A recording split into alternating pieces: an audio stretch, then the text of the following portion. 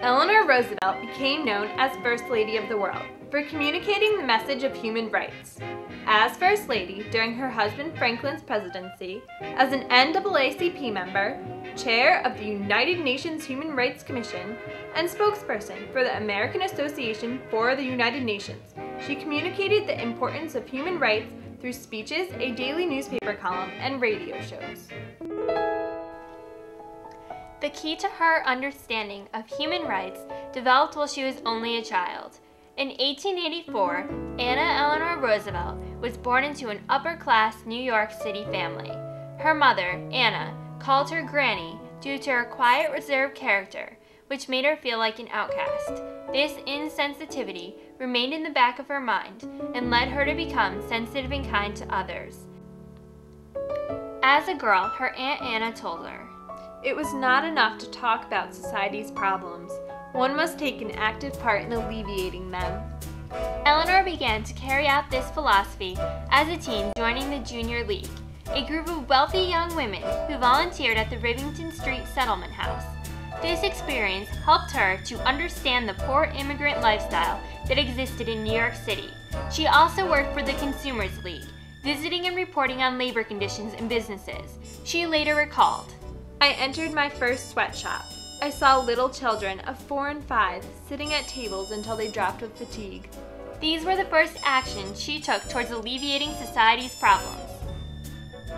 On March 17, 1905, Eleanor married her distant cousin Franklin. As his wife, she helped him to rise quickly in New York state politics. On November 4, 1928, Franklin was elected governor of New York. 4 years later, during the height of the Depression, they entered the White House. Eleanor would never be your typical First Lady. In 1921, Franklin was struck with polio, leaving his legs paralyzed. As a result, Eleanor became the communicator between the American people and the president. I think she was his legs. She was criticized a great deal for going places and traveling a great deal, but a good deal of it was his request because he couldn't go himself. While traveling the South to inspect New Deal programs for her husband, she witnessed discrimination directed at blacks by the Ku Klux Klan and other racists. In 1934, Mrs. Roosevelt lobbied for an anti-lynching law. In a letter to Walter White, the executive secretary of the NAACP, she wrote, "I am deeply troubled about the whole situation." However, she later had to tell White, "The president feels that lynching is a question of education in the states, rallying good citizens, and creating public opinion so that the localities themselves will wipe it out." In the end, the bill failed, but it was her first of many attempts to legally protect blacks from discrimination. In 1896, the U.S. Supreme Court had established that blacks and whites could be segregated into separate but equal public facilities. In November of 1938, the Southern Conference on Human Welfare met to attack this policy. Eleanor was invited to attend one of their meetings in Birmingham, Alabama. When she arrived, she found the audience segregated and decided to sit with the blacks. An officer then instructed her to move, so she placed her seat in the center between the black and white delegates. Eleanor's actions communicated her intolerance for segregation. As a result of her public demonstration, the SCHW had adopted a resolution to have their meetings fully integrated. Mrs. Marquez commented, She tried to advance colored people a good deal, and she hired them herself. Eleanor's activism did not stop here. In 1939, she resigned from the Daughters of the American Revolution after they denied a black singer, Marian Anderson, the right to use Constitutional Hall for a concert. Mrs. Roosevelt wrote in My Day, her daily newspaper column, "To remain as a member implies approval of that action, and therefore I am resigning." Walter White later recalled she focused worldwide attention on the episode. Instead, Eleanor arranged for Anderson to sing at the top of the steps of the Lincoln Memorial.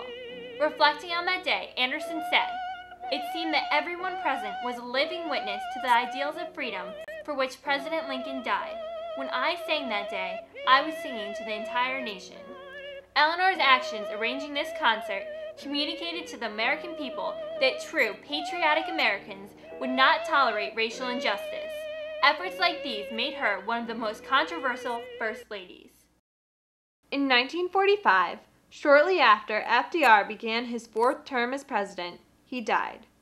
Instead of retiring, as most First Ladies do, Eleanor became even more active. Her efforts as First Lady helped to prepare her for her later challenges. Harry Truman, who took office after FDR's death, appointed her as the first woman United States delegate to the United Nations. She attended its first meeting in London, where she was assigned to Committee 3 to work with humanitarian problems. A year later, in 1946, she was appointed chairman of the UN's Human Rights Commission, which was created to draft what became the Declaration of Human Rights.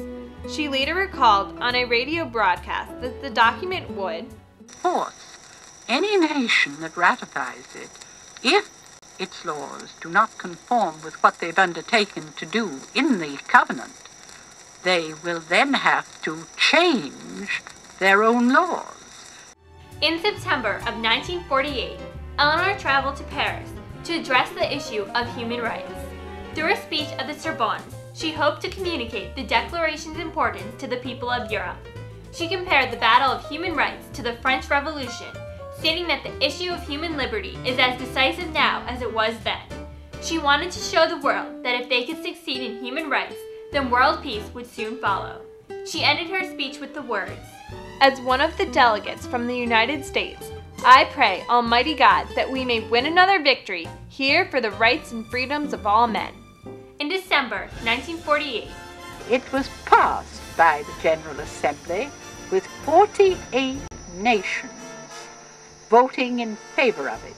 The summary of the rights reads as follows: the right to life, liberty, and security of person, the right to be free from discrimination because of color, race, sex, language, religion, birth, property, or other status, the right to a fair trial, to privacy, to freedom from interference with home or correspondence. through this radio broadcast, she communicated to the American people the importance of the Declaration, which is still in effect today.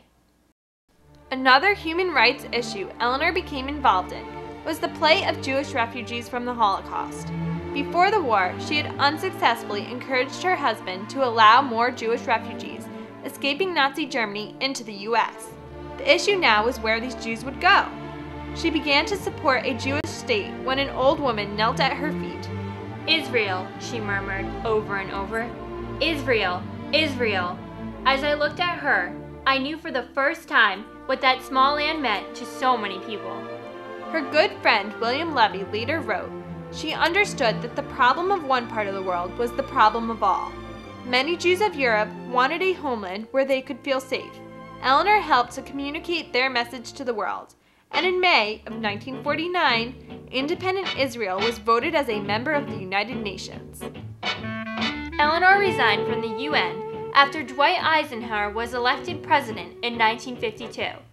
After she was no longer a delegate, she remained deeply involved with Israel and continued to work in international affairs by traveling to third world countries. In 1947, she had joined the board of directors of the American Association for the United Nations. However, it wasn't until the 1950s that she became deeply involved.